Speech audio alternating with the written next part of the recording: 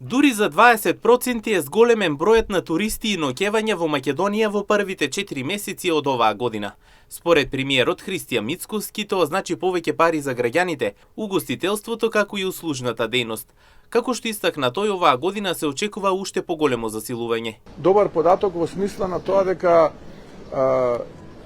повеќе од 20% имаме и туристи и ноќевања.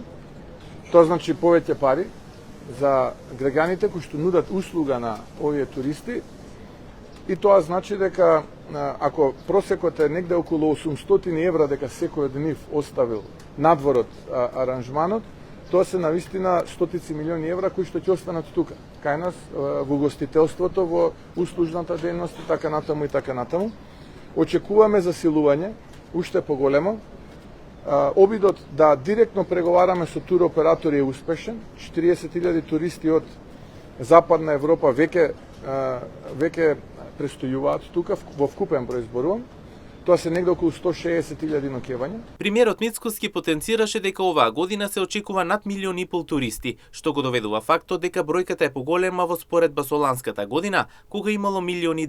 За следната година очекуваме надвор од сезона половина милион ноќевања, веќе разговараме со други туроператори и очекуваме повторно двоцифрен раст на туризмот.